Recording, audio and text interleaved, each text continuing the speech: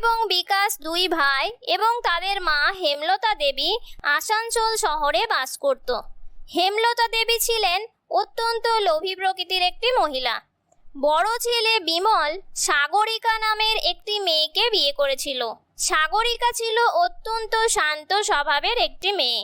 যেহেতু সাগরিকার বাবার সেরকম একটা সামর্থ্য ছিল না, তাই সাগরিকাকে হেমলতা দেবী সেরকম একটা পছন্দ করতেন না। তাকে দিয়ে সমস্ত বাড়ির কাজ করিয়ে নিতেন। হঠাৎ করে একদিন পরিমল আগরওয়াল নামে একজন ধনী ব্যবসায়ী হেমলতা দেবীর সঙ্গে দেখা করতে হেমলতা দেবীর বাড়িতে এলেন। আপনি তো হেমলতা দেবী, আপনার সঙ্গে একটু কথা ছিল। আসলে আমার মেয়ে শিলা আপনার ছোট ছেলে বিকাশকে খুব পছন্দ করে। দুজনে একসাথে কলেজে পড়াশোনা করার সময় থেকে ওদের আলাপ। আমার মেয়ে আপনার ছেলেকে ছাড়া অন্য কাউকে বিয়ে করতে রাজি হচ্ছে না, তাই নিরুপায় হয়ে আমি আপনার বাড়িতে আসতে বাধ্য হলাম। আপনাদের যদি কোনো আপত্তি না থাকে তাহলে আমি আমার একমাত্র মেয়ে শিলার সঙ্গে আপনার ছোট ছেলে বিকাশের বিয়ে দিতে চাই। হেমলতা দেবী যেহেতু অত্যন্ত লোভী প্রকৃতির মহিলা ছিলেন, তাই এই অফার তিনি আর কোনোভাবেই রিফিউজ করলেন না। তিনি বললেন, হ্যাঁ হ্যাঁ, আমার কোনো আপত্তি নেই। এ তো আমার পরম সৌভাগ্য যে আপনার মতন এত বিত্তশীল একজন মানুষের জামাই হতে পারবে আমার ছোট ছেলে। এ তো আমার পরম পাওয়া। আমাদের কোনো আপত্তি নেই। কিছুদিন পর সবার সম্মতিতে বিকাশ এবং শিলার বিয়ে সম্পন্ন হলো। এসো শিলা, ভেতরে এসো। তোমার জন্য বাড়ির সবাই ওয়েট করে আছে। কখন তোমাকে সবাই দেখতে পাবে সেই ভেবে। আমার জন্য ওয়েট করার কি দরকার? আমি কি বলেছি আমার জন্য কাউকে ওয়েট করতে? আর তাছাড়া আমার একদম ক্রাউড ভালো লাগে না, তাই আমি চাই না একদম ক্রাউড থাকুক। তুমি তোমার মাকে বলে দাও যাতে করে উনি বাড়ির সমস্ত ভিড় ক্লিয়ার করেন। কিভাবে কথা বলছো শিলা? তুমি বাড়ির নতুন বউ, সবাই তোমাকে দেখতে এসেছে। এখন এরকম ভাবে বলা যায় না যে সবাই বাড়ি চলে যাও। চলো বাড়ির ভেতরে চলো। এই বলে বিকাশ এবং শিলা বাড়ির ভেতরে ঢুকলো। শিলা অত্যন্ত ধনী পরিবারের মেয়ে হওয়ায় সে কোনো কিছুর সঙ্গেই অ্যাডজাস্ট করতে পারতো না। কই কই দেখি আমার নতুন বৌমাকে দেখি। ও মা, আমার নতুন বৌমা কি সুন্দরী হয়েছে, দেখে তো চোখই ফেরাতে পারছি না আমি। পাশ থেকে একজন প্রতিবেশী বলে উঠল, দিদি তুমি না চোখ সরাতে পারলে আমরা দেখবো কি করে?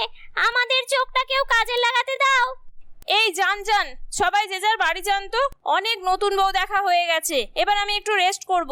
এই আপনাদের মিডল ক্লাস ফ্যামিলিদেরকে নিয়ে প্রবলেম। কোথাও কিছু হলো তো আপনারা সবাই মিলে এসে ভিড় জমাতে শুরু করলেন। ডিসগাস্টিং। বিকাশ, ঘরে চলো। আর এই যে শাশুড়ি মা, আপনি আমার রুমটা ঠিক করে দিয়েছেন তো? কালকে তো সমস্ত লোক এসেছিল। এসি কুলার সবকিছু লাগানো হয়ে গেছে তো? আর ফ্রিজটা কিন্তু আমার ঘরেই থাকবে, কেননা ওটা আমার সব সময় কাজে লাগবে। তাই ফ্রিজটা কোথাও রাখার দরকার নেই। হ্যাঁ হ্যাঁ বৌমা, সমস্ত কিছু রাখা হয়ে গেছে। আমি কালকেই সমস্ত কিছু সেটিং করিয়ে দিয়েছি তোমাদের রুমের। বড় বৌমা, হাঁ করে দাঁড়িয়ে দেখছো কি? যাও ছোট বৌমার জন্য একটু কোল্ড ড্রিঙ্কস নিয়ে এসো। মেয়েটা কত কষ্ট করে এসেছে ওদের বাড়ি থেকে। ওদের বাড়ি থেকে আমাদের বাড়ির ডিস্টেন্স প্রায় 2 ঘন্টা। মেয়েটা 2 ঘন্টা এসি গাড়িতে বসেছিল। না জানি ওর কতই না কষ্ট হয়েছে। তাড়াতাড়ি যাও। আমি এক্ষুনি নিয়ে আসছি মা। এই বলে বড় বৌমা কিচেনের উদ্দেশ্যে গেল এবং সেখান থেকে কোল্ড ড্রিঙ্কস নিয়ে এসে তার ছোট যা শিলাকে দিল। শিলা কোল্ড ড্রিঙ্কস দেখে বলল, ও মাই গড, কোল্ড ড্রিঙ্কস! সেটা তো আমি খাই না। আমার জন্য ডাবের জল নিয়ে আসুন, ওটা হেলদি অপশন, আমি খাবো ওটা। বড় বৌমা যাও, এক্ষুনি বাজারে যাও আর ডাব নিয়ে এসো ছোট বৌমার জন্য। বাবা দিদি, তুমি তো মনে হয় খুব বড় লোকের মেয়েকে বউ করে নিয়ে এসেছো। এই বউকে তো দেখলেই মনে হয় বড় লোকই চাল। তোমার তো মুখে এত কথা, কই তুমি তো তোমার ছোট বৌমাকে কিছুই বলতে পারছো না?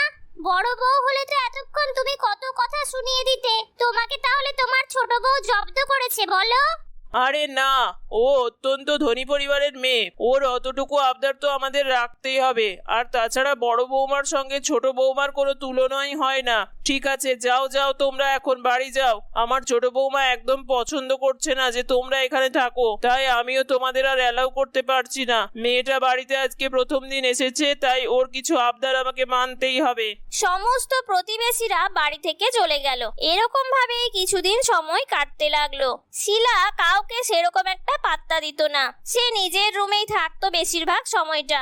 একদিন শিলা তার শাশুড়ি মাকে ডাকলো, মা, আপনি কি করছেন? বেলা 8টা বেজে গেল, এখনো আমার ব্রেকফাস্ট এলো না রুমে। তাড়াতাড়ি আমার ব্রেকফাস্টটা পাঠান।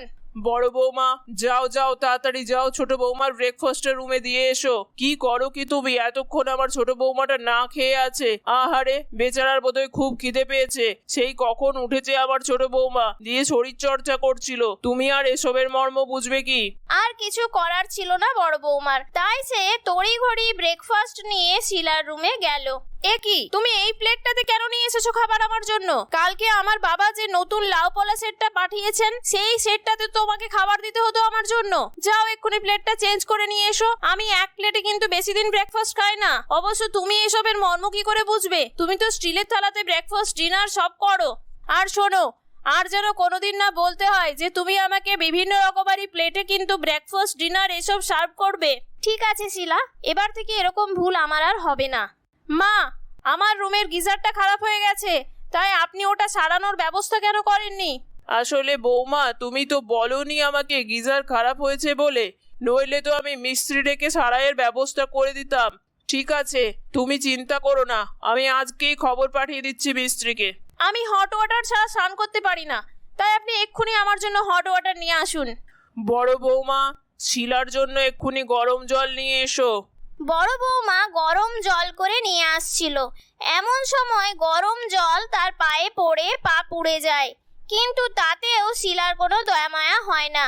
এরকম ভাবে বিভিন্ন রকম ভাবে বাড়ির ছোট বউ হেনস্থা করতে লাগলো বাড়ির সবাইকে। তার শাশুড়ি মা কিছু বলতে পারতো না, কেননা তার ছিল টাকার খুব লোভ। যদি বড়লোক ছোট বৌমা চটে যায় তাহলে টাকা আসা বাড়িতে বন্ধ হয়ে যাবে, সেই ভেবে কিছুই বলতো না ছোট বৌমাকে। এই রকম ভাবেই একদিন সবাই খাবার টেবিলে খেতে বসেছিল, আর শিলাও বসেছিল সবার সঙ্গে। হঠাৎ করে বড় বৌমার হাত থেকে একটি প্লেট পড়ে যায়। What nonsense! তুমি এটা কি করলে? এটা আমার বাপি কালকেই অস্ট্রেলিয়া থেকে নিয়ে এসে দিয়েছিল। এটার দাম কত জানো তুমি? আইডিয়া আছে কোনো তোমার? এরকম প্লেট কখনো দেখেছো? মানে তোমার মাথা টাথা কিছু খারাপ হয়ে গেছে নাকি? এই বলে রাগের চোটে শিলা বড় বৌদিকে এক চড় বসিয়ে দিল। সবাই দেখে অবাক হয়ে গেল। বড় বৌমা বলল, আসলে একটু অন্যমনস্ক ভাবে খাবার পরিবেশন করতে করতে কখন হাত থেকে পড়ে গেছে বুঝতে পারিনি। আমাকে ক্ষমা করো, আর ভুল হবে না এরকম। খাবার টেবিলে সবার খারাপ লাগলেও কেউ কিছু বলতে পারছিল না। হঠাৎ করে বিমল তার বউয়ের অপমানের প্রতিবাদ করে উঠল। কিরে বিকাশ, তোর বউকে কিছু বলবি না? তোর বউ কি শুরু করেছে? আমি সারাদিন বাইরে থাকি কাজের জন্য ঠিকই, কিন্তু যতক্ষণ থাকি ততক্ষণ সবই বুঝতে পারি। আর আজকে তো সমস্ত সীমা পার করে দিয়েছে তোর বউ। তোর বড় বৌদির গায়ে হাত দিয়েছে পর্যন্ত, তাও তুই কিছু বলতে পারছিস না। আমি আমার বউয়ের এরকম অপমান কিন্তু একদম মানবো না। আর মা, তুমি কিছু বলবে না? বিকাশের খারাপ লাগলেও বিকাশ কিছুই বলতে পারলো না। সে চুপ করে মাথা নিচু করে থাকলো। কি বলবো বাবা, ছোট বৌমার এত দামি প্লেট ভেঙে দিয়েছে বড় বৌমা। এখন তো ওর রাগ হবেই। বড় বৌমা, দেখে কাজ করবে তো নাকি? কি যে করো কে জানে। তাই বলে গায়ে হাত তুলবে? ছোট হয়ে বড়দের গায়ে হাত তুলবে? আমি আর এক মুহূর্ত এই বাড়িতে থাকবো না। আমি আমার বউকে নিয়ে এখনই বাড়ি থেকে চলে যাব।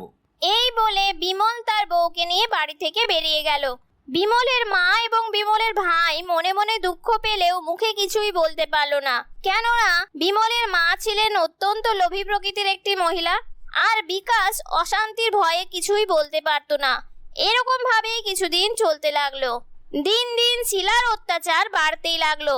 বাড়ির কোনো কাজের লোক টিকতে পারতো না শিলার ভয়ে, কেননা শিলা কারণে অকারণে প্রচন্ড অশান্তি করত বাড়ির কাজের লোকেদের সঙ্গে। তাই কোনো কাজের লোকই তাদের বাড়িতে আর কাজ করতে রাজি হলো না। সমস্ত চাপ এসে পড়লো শিলার শাশুড়ি মার ওপর। একদিন সকালবেলা, মা, আমি যোগা করব, তাড়াতাড়ি আমার যোগা ম্যাটটা নিয়ে আসুন। কোথায় গেলেন আপনি? সারাদিন তো কিছুই করেন না। সকালবেলা সবার জন্য একটু ব্রেকফাস্ট বানান, আর একটু লাঞ্চ বানান, আর ডিনার বানান। তাছাড়া আপনার ছেলে তো সারাদিন বাড়িতেই থাকে না, শুধু আমার জন্য খাবার বানাতে হয়, আর আপনার নিজের জন্য।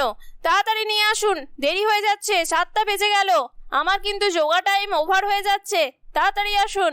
শিলা এরকম ভাবে চিৎকার করতে থাকলো নিজের রুম থেকে। হেমলতা দেবী তড়িঘড়ি করে যোগা ম্যাট নিয়ে ওপরে উঠতে যাবে, এমন সময় হোঁচট খেয়ে পড়ে যায় এবং পড়ে গিয়ে হেমলতা দেবী প্রচন্ড জোরে চিৎকার করতে থাকে। বাবা গো, মা গো, মরে গেলাম, কেউ আছো বাঁচাও। কিন্তু তাতেও তার ছোট বৌমা নিচে নেমে আসলো না। এমন সময় তার বড় ছেলে এবং বড় বৌমা বাড়িতে আসে কিছু প্রয়োজনে। হঠাৎ করেই হেমলতা দেবীর এরকম চিৎকার শুনে তারা দৌড়ে হেমলতা দেবীর কাছে যায়।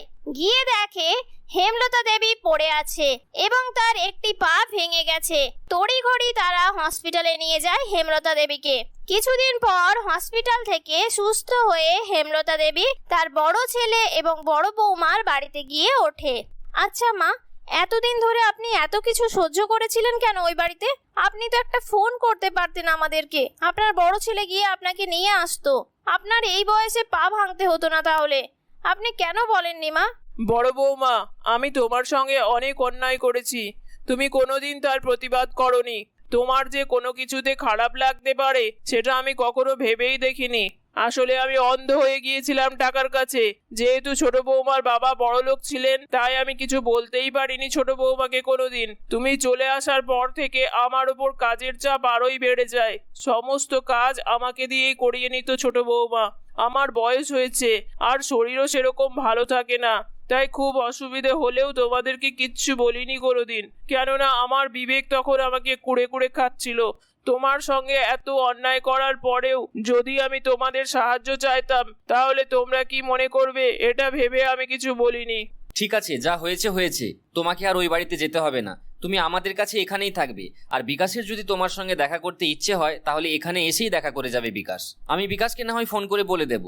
আর তোমার ছোট বৌমা যে অহংকারী, সে কখনোই তোমাকে দেখতে আসবে না। এরকম ভাবেই হেমলতা দেবী বড় ছেলে এবং বড় বৌমার কাছে খুব আনন্দের সঙ্গে থাকতে লাগলো।